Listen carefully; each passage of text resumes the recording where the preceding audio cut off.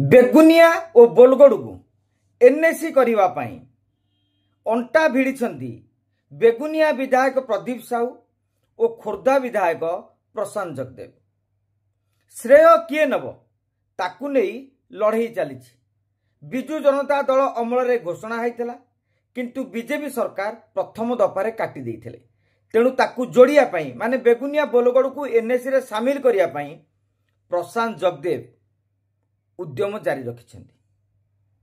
उभय विधायक उद्यम रे बेगुनिया बोलगड़ एनएसी हो एकथा समस्ते चाहते किंतु मजादार कथा होची बेगुनिया बंद पाई डाकरा दिया जाइथिला। बेगुनिया रे घरे घरे दस्खत भी संग्रह करा जाइथिला किंतु बंद पालन बेले साधारण जनतांकर देखा नथिला।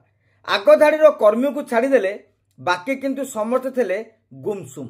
कारण कौन जहाकू नहीं एबे बेगुनिया राजनीति सरगरम हो जाइछि। काहेकि लोक माने विमुख हेले, काहेकि लोक माने आंदोलन को ओल्हेलेनी, कौन रही रहस्य, सेमानकर उद्देश्य कौन, जहाकू नहीं एबे कुआडे चिंतारे पड़ी जाइछन्ति बेगुनिया विधायक प्रदीप साहू। काहेकि ना बेगुनिया होउची बेगुनिया ब्लॉक रो हेडक्वार्टर।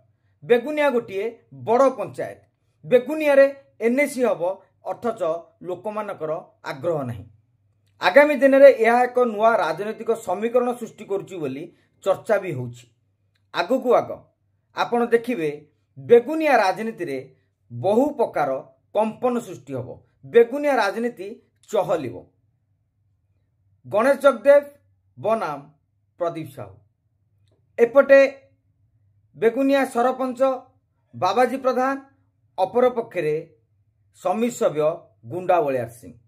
ए लड़ई बेस जमाणी हाव। प्रदीप साहू सहित अछंती बाबाजी प्रधान विजु जनता दल। सेपटे भारतीय जनता पार्टी रे गुंडा बलियार सिंह और प्रशांत जगदेव। प्रदीप बाबाजी बनाम गुंडा गणेश। एमानक मध्यरे जो लड़ईटी होउची ताहाकू नेकी बेगुनिया राजनीति सरगरम होईची। आमर भी नजर रही। आउ कौन अपडेट आसिले निश्चित भाव में आपन को जनइबू।